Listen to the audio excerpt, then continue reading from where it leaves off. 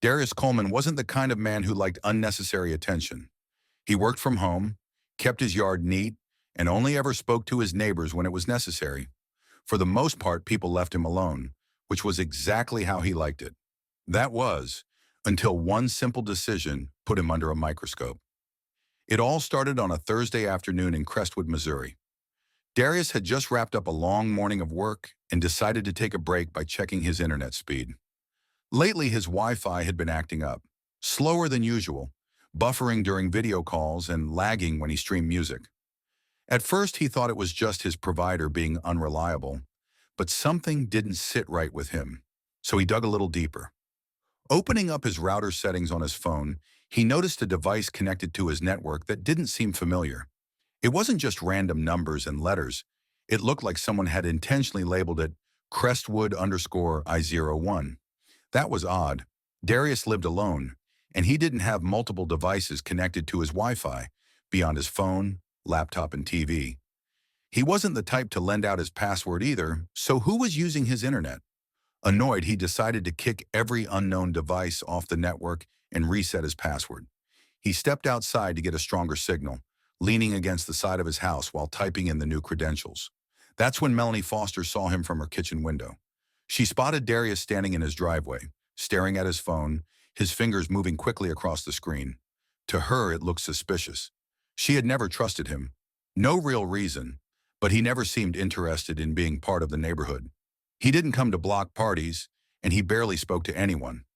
Now here he was, standing outside, messing with something on his phone. Her mind jumped to the worst conclusion. He was hacking. She didn't know what or why, but she felt it in her gut. Something wasn't right. Before she could talk herself out of it, she grabbed her phone and dialed 911. "Hi, I need to report something suspicious," she said, her voice tight. "My neighbor, he's outside doing something with his phone. I don't know what it is, but it looks off. Can you send someone to check it out?" The dispatcher asked a few questions, but Melanie didn't have real answers. She just kept repeating the same thing. "He's up to something. I just know it." The police were on their way. Darius had no idea that his quiet afternoon was about to turn into a full-blown investigation.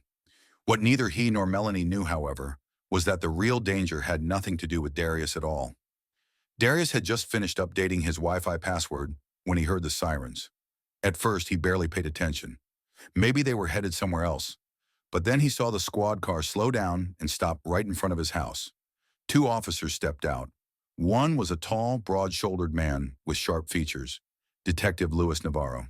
His partner, Officer Belle Carter, had a more compact frame, but carried herself with quiet authority. Darius let out a slow breath. "Here we go." He didn't move from his spot as the officers approached. "Sir," Navarro called out, his voice steady, "we got a call about some suspicious activity. Tell us what you're doing." Darius frowned, glancing between the officers. Suspicious activity? He was standing in his own driveway. "I'm changing my Wi-Fi password," he said flatly, confusion creeping into his tone. He kept his voice calm. He knew how these things could escalate. Navarro exchanged a quick glance with Carter before looking back at Darius. "Do you live here?" Navarro asked. Darius almost laughed. What kind of question was that? His car was in the driveway. His name was on the mailbox.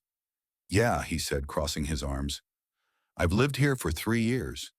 Before Navarro could respond, a voice cut through the air. "He's lying." Darius turned, and there she was, Melanie Foster, standing on her porch, arms folded, watching everything like she was the neighborhood security guard. "He's always outside doing something," she continued, "messing with his phone, looking around like he's watching people. Now he's out here standing in the same spot for 10 minutes, just tapping away." Darius couldn't believe it. Was she serious? "I was on my router settings," he said flatly, "because someone I don't know has been using my Wi-Fi." Melanie scoffed. "Oh, sure. And I'm supposed to believe that." Navarro turned to her. "Ma'am, do you have any evidence that Mr. Coleman has done something illegal?" Melanie hesitated because, of course, she didn't. She just had a bad feeling. I I don't know," she admitted. "I just think you should check." Navarro exhaled, his patience thinning. He turned back to Darius. Sir, would you mind if we take a quick look at your router settings, just to clear this up? Darius clenched his jaw. He shouldn't have to prove anything, but he also knew how these situations could spiral out of control. Fine, he muttered, unlocking his phone and pulling up the settings. Here, take a look. Navarro leaned in, his eyes scanning the list of connected devices. That's when his expression changed. Who owns that device? Navarro asked, pointing to Crestwood_I01. Darius shook his head. Not me, officer. Officer Carter stepped in, eyebrows raised. So, someone's been using your Wi-Fi without permission? Darius nodded. And I don't think they were just stealing internet. Look at the connection logs. It's been running nonstop. Someone's been watching. Navarro's posture shifted. This wasn't just a petty neighbor dispute anymore. Melanie, still standing on her porch, suddenly looked uncomfortable. Wait, what do you mean, watching? She asked, her voice quivering. Darius turned to her, his eyes cold. I mean, someone has been spying, and they might be watching all of us. But the real question was, who? Silence settled over the front yard, the weight of Darius's words hanging in the air. Melanie, who had been so sure she was the one in the right, suddenly looked uneasy. Spying? She repeated, more to herself than anyone. Navarro straightened up. All right, he said, his voice more serious now. Let's get inside. I want to see exactly what we're dealing with. Darius didn't argue. He led the officers into his house, his frustration simmering just below the surface. He hadn't done anything wrong, yet here he was, being treated like a suspect in his own home. Melanie hesitated before following. She wasn't sure why, but something told her she needed to hear this. Once inside, Darius placed his phone on the dining table and mirrored the router settings onto his laptop screen. The device list appeared. There it was again. Crestwood_I01. Still connected, still active. Officer Carter leaned in, scanning the details. Can you see what kind of device this is? Darius clicked around, his fingers moving fast. I can't tell exactly, he said, his voice tight, but... He opened the activity logs and froze. Navarro noticed the shift in his face. What is it? Darius's throat went dry. It's been accessing camera feeds. The room went dead quiet. The weight of Darius's words hung in the air, thick with tension. The officers exchanged quick glances, their professional facades slipping slightly. Officer Carter's eyes darted between the screen and Darius, her eyebrows furrowed in disbelief. Spying? She asked, her voice more of a whisper now, almost as if she couldn't quite process what she was hearing. Darius, still calm but with a noticeable edge to his voice, nodded slowly. It's not just my camera feed, he explained. It's multiple houses. Someone has been tapping into neighborhood security cameras for days, maybe even longer. The blood drained from Melanie's face. She had been so certain that Darius was the one doing something shady, and now the suspicion turned back onto her. She felt a creeping chill up her spine. Could someone really have been watching them all this time? Navarro didn't waste a second. He looked at Carter, his eyes dark with concern. We need to get inside, now. Darius didn't argue.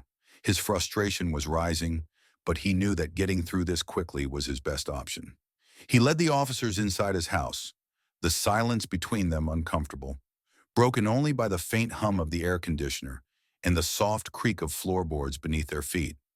Inside, Darius placed his phone on the dining table and mirrored the router settings onto his laptop. The device list popped up on the screen, and there it was again. Crestwood_I01, still connected, still active. He clicked through a few more tabs, his hands now moving with urgency. The activity logs appeared, and his stomach dropped when he saw the constant connection times, the non-stop streaming. Look at this, he muttered almost to himself. It's been accessing my camera feeds. Navarro stepped closer, his face hardening as he scanned the screen. Camera feeds? Darius's voice was low but clear. It's not just mine. It's pulling footage from all over this neighborhood. Officer Carter leaned in, examining the data more closely. Do you know which houses these are? Darius clicked through a few more logs, his heart pounding in his chest. Not exactly. It's a mix of security cameras from homes that have systems connected to the Wi-Fi network, but the names of the devices are masked. This is, this is bad. Melanie, who had followed them inside, now stood by the door, her arms crossed tightly over her chest. She couldn't shake the feeling that she had crossed a line. She had been so sure that Darius was the problem, but now she was standing in a stranger's house, witnessing something far more sinister than she could have imagined. Wait! Melanie's voice cracked. This is illegal, right? People can't just tap into other people's security cameras. Navarro looked over at her, his eyes steely. No, ma'am. This is a serious breach of privacy. And if we're right about this, we're dealing with a criminal with access to multiple homes. They could be watching and recording everything. Darius's chest tightened. His own words felt surreal, as if he couldn't quite believe it himself. He had been the one to notice the strange device connected to his Wi-Fi. He had been the one to raise the alarm. And now he was learning that the quiet suburban neighborhood he'd thought was safe was anything but. Are we sure this is just about surveillance? Darius asked, his voice steady but edged with anxiety. I mean, it's not just some hacker wanting to steal Wi-Fi. This person could be watching us for other reasons. They could have been planning something, waiting for the right time. Navarro straightened up, his eyes narrowing as he scanned the data. We need to trace this back, see if we can identify the device. It's time to bring in a tech team, but for now, we're going to do what we can with what we've got. Darius couldn't help but feel a sense of dread building inside him. This wasn't a simple case of internet theft. This was bigger. Someone had been watching the neighborhood, possibly for weeks, undetected. And now someone in that very neighborhood had just triggered a chain of events that might expose everything. Officer Carter picked up the phone and began speaking to someone at the station, giving them the details of the device and the logs that Darius had pulled up. Meanwhile, Navarro paced back and forth, his expression grim. We'll need to notify the other residents, Navarro finally said, turning to Darius. We can't keep this under wraps anymore. If someone has been watching us, we need to get the word out. People need to check their security footage. Their cameras might have been compromised. Melanie, still standing near the door, felt the weight of the situation pressing down on her. What had started as a simple suspicion about her reclusive neighbor had now spiraled into something much more disturbing. She had been wrong about Darius. She had been part of something bigger than she could have imagined. Darius turned to her, his eyes cold. I'm sure you didn't mean to cause any harm, but this is serious. You might have just put us all in danger. Melanie recoiled slightly, guilt flooding her. She didn't know how to respond. She had made the call, yes, but she hadn't known what it would lead to. Navarro finally ended his call and looked at Darius. We're going to need access to your security camera systems. We'll have to get in touch with your neighbors and start a more thorough investigation. This is bigger than just a Wi-Fi hack. Whoever's behind this is dangerous, and we need to find out who they are. Darius nodded, the adrenaline still surging through him. His life had just been turned upside down, and it wasn't just his Wi-Fi password that was at risk anymore.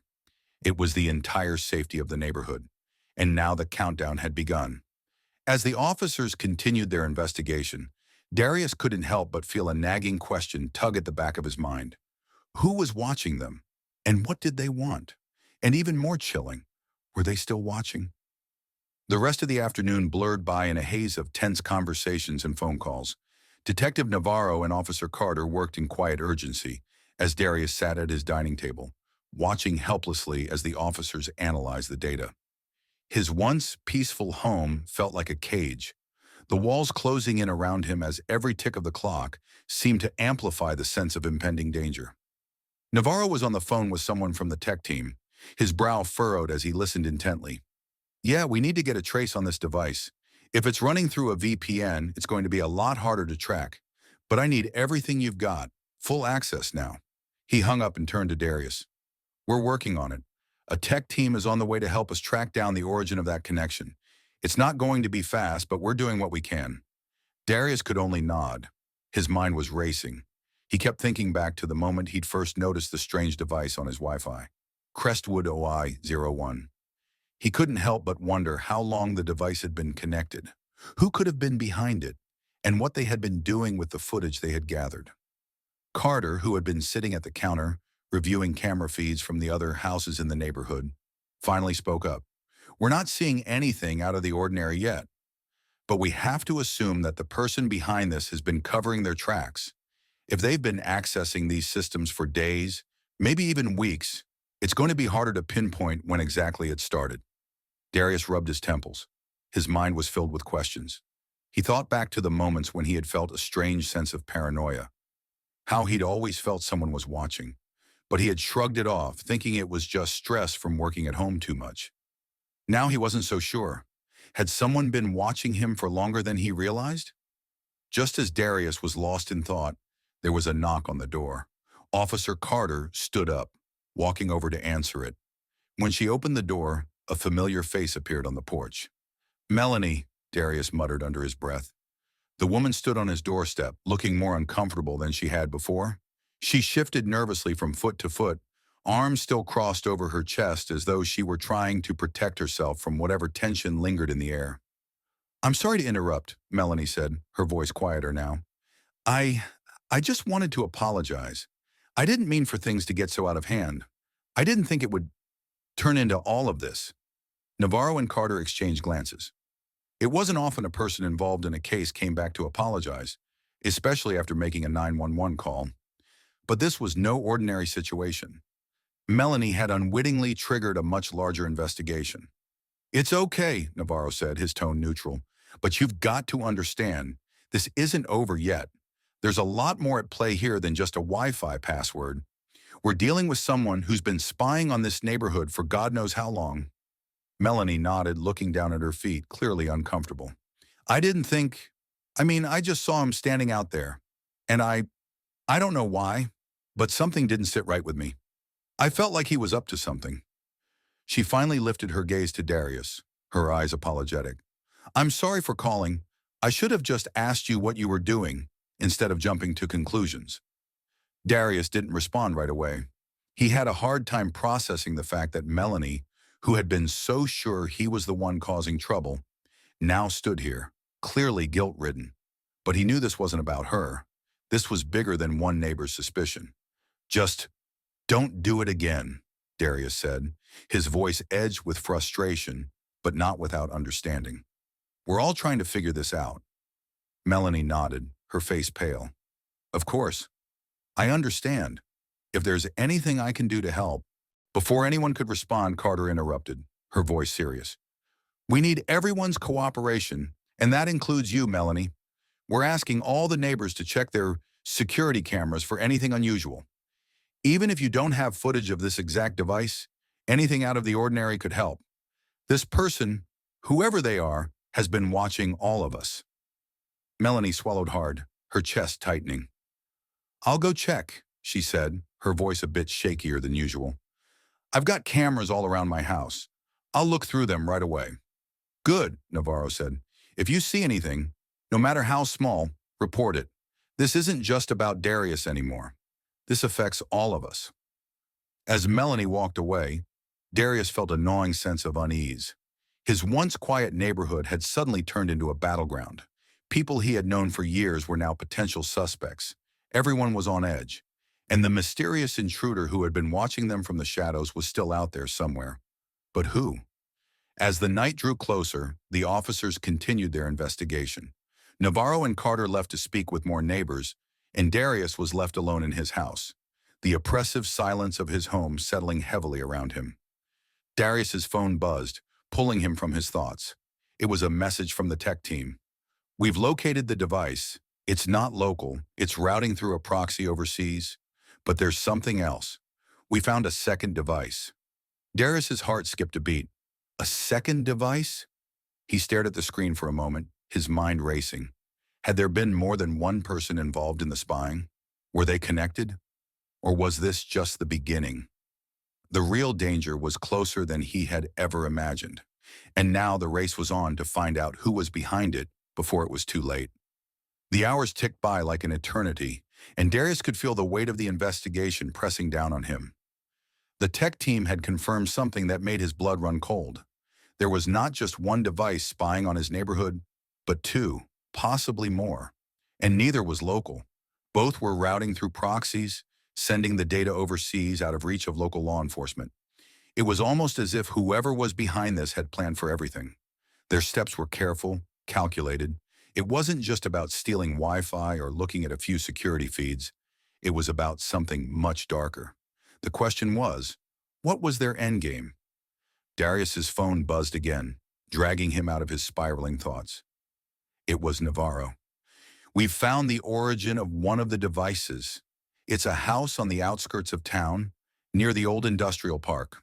We're heading there now. You need to stay put until we know more." Darius exhaled sharply. He wanted to be involved, to do something, but at this point, he realized he was as much a victim as the rest of the neighborhood. He had no power over who was controlling these devices. All he could do was wait and hope the officers got to the bottom of it. But as the night deepened, the weight of uncertainty gnawed at him. How long had this been going on? How many families had been unknowingly watched?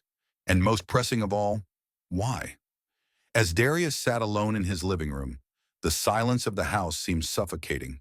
The familiar hum of his refrigerator and the occasional car passing by outside only highlighted the stillness.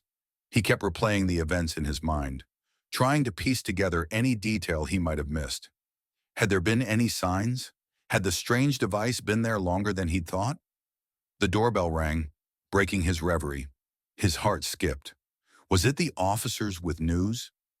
When Darius opened the door, it wasn't Navarro or Carter. It was Melanie, standing nervously on his porch.